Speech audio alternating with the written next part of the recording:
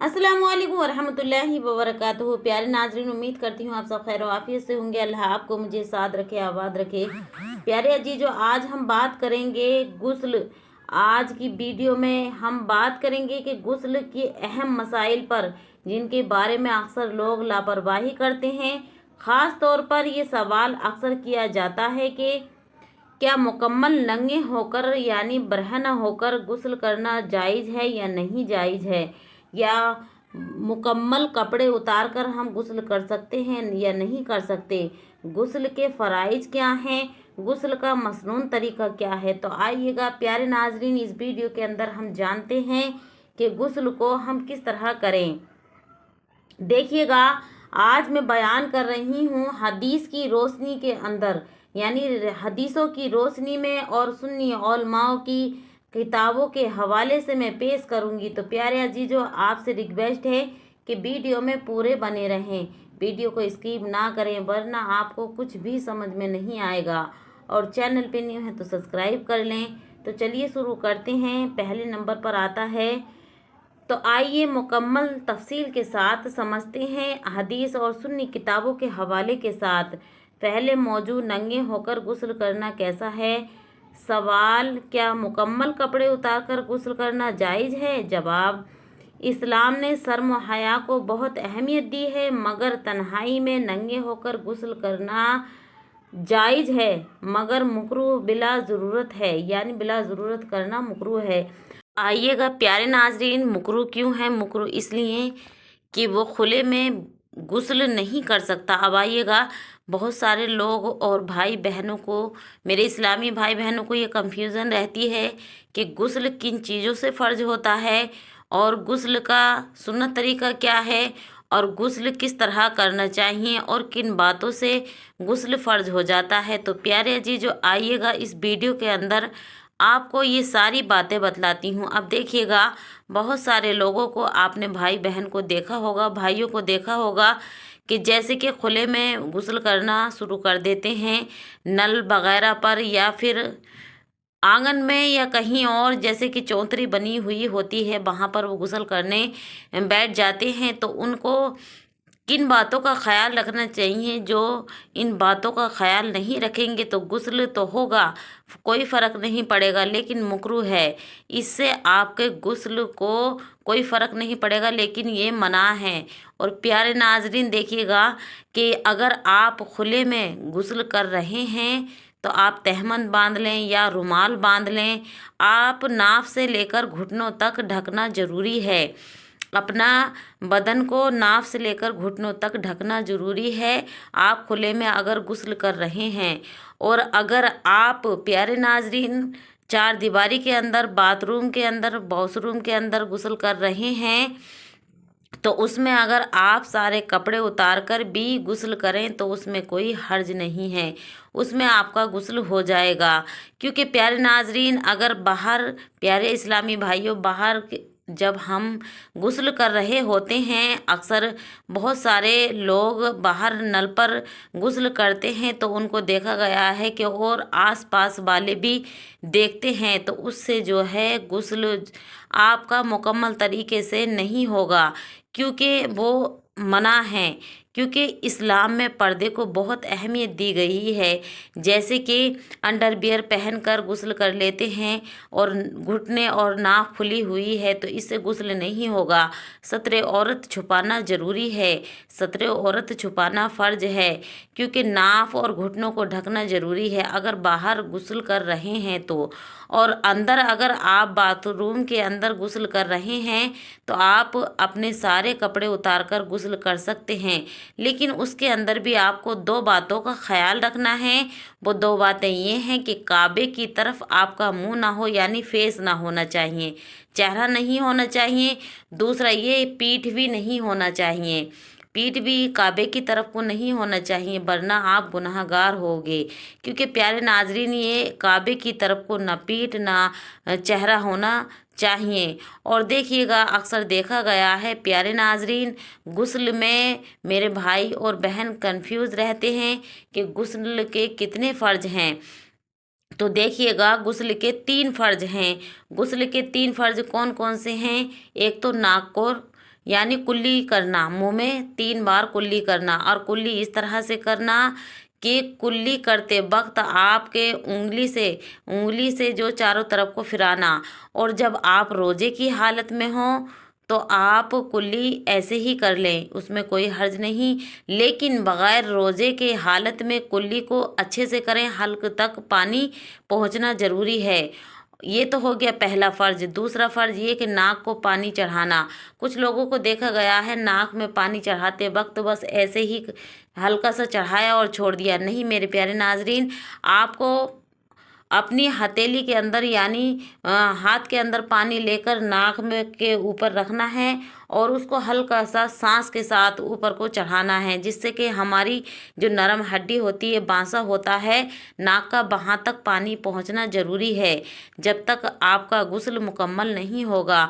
और जब गुस्ल मुकम्मल नहीं होगा तो हमारी नमाज़ें भी कबूल नहीं होंगी, हमारा रोज़े भी कबूल नहीं होंगे, हमारी इबादतें कबूल नहीं होंगी और ये इंसान गुनहगार इंसान होगा और हमारी इबादतों पे फ़र्क पड़ेगा। प्यारे अजीज़ों, अब ये हो गए हमारे 2 फ़र्ज।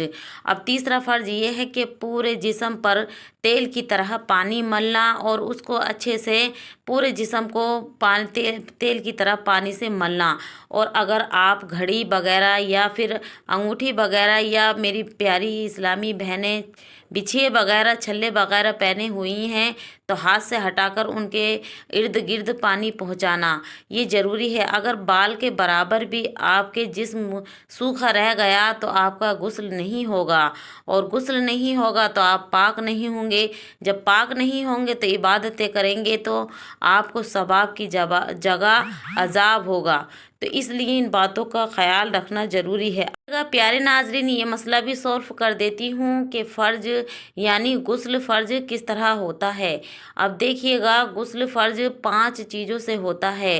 एक तो नाइट फेल यानी मनी का खारिज हो जाना। रात को हम लेटे या दिन में लेटे और हम कोई मोबाइल वगैरह देख रहे हैं या किसी के बारे में सोच रहे हैं, उससे आपके अगले हिस्से से नाइट फेल हो गया यानी मनी का निकलना, उससे गुस्ल फ़र्ज हो जाता है। दूसरे नंबर पर आता है यानी पीरियड की हालत यानी हैज़ की हालत में जब औरत पाक होती है उस वक्त यानी उसको अयाम पूरे हो जाते हैं, 3 दिन 7 दिन या 4 दिन या 5 दिन उसको मालूम होता है। जब वो उस हालत से गुजर जाती है तो उसको गुस्ल फ़र्ज हो जाता है। और निफास यानी बच्चा पैदा होने के वक्त बच्चा पैदा होता है और उसके बाद जब खून अयाम पूरे हो जाते हैं 30 दिन या 40 दिन, जिस दिनों तक उस औरत को आता है, जिन दिनों तक उनको मालूम होता है, जब वो खून आना बंद हो जाता है तो गुस्ल फ़र्ज हो जाता है। और चौथा ये फ़र्ज ये है यानी किस चीज़ से फ़र्ज होता है, मियाँ बीबी की मुलाकात करना। मियाँ बीबी जब मुलाकात करते हैं और अगर मुलाकात भी नहीं की लेकिन आपस में बैठे मिले और उनकी मनी खारिज हो गई तो इससे भी गुस्ल फ़र्ज हो जाता है। और नंबर 5, मियाँ बीबी अपने ताल्लुक़ कायम करें, हमबिस्तर हों और एक दूसरे से आप फारिग हो गए तो उससे भी दोनों पर गुस्ल फ़र्ज हो जाता है। ये हो गए गुस्ल फ़र्ज होने के 5 वजूहात जो मैंने आपको बतलाई हैं। अब आइएगा वीडियो में पूरी हदीस की रोशनी में मालूमात हासिल करते हैं। हदीस शरीफ के अंदर आता है, हज़रत मूसा अलैहिस्सलाम का वाक़या सही बुखारी में आया है कि आप तन्हाई में भी अपने जिस्म ढाँप कर गुस्ल किया करते थे। रसूल अकरम सल्लल्लाहु ताला अलैहि वसल्लम ने इरशाद फरमाया, अल्लाह ताला सबसे ज़्यादा हयादार है, उसलिए जब तुम में से कोई गुस्ल करे तो वो पर्दा ज़रूर करे।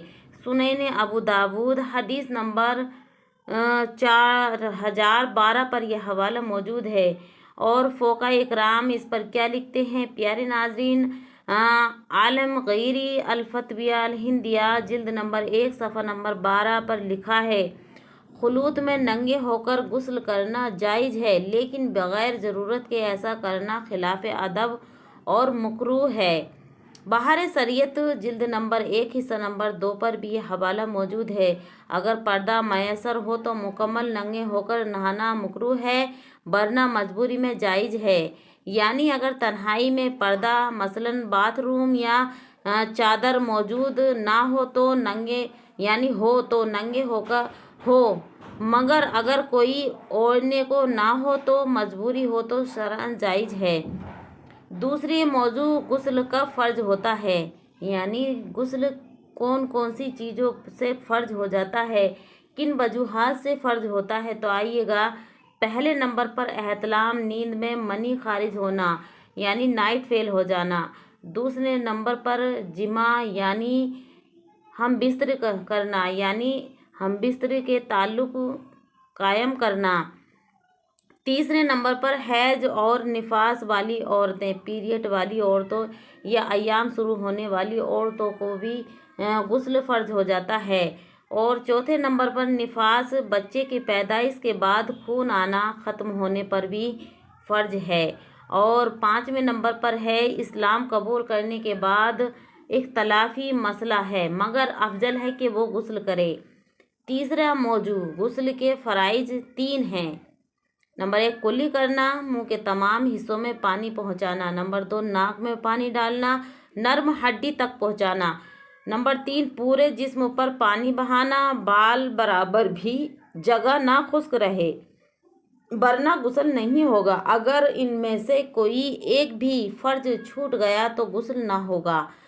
चौथा मौजू गुस्ल के मसनून तरीका क्या है। नंबर 1 नियत करना और दिल में नियत करे कि गुस्ल जनाबत या तहारत के लिए कर रहा हूँ, ये दिल में नियत कर लें।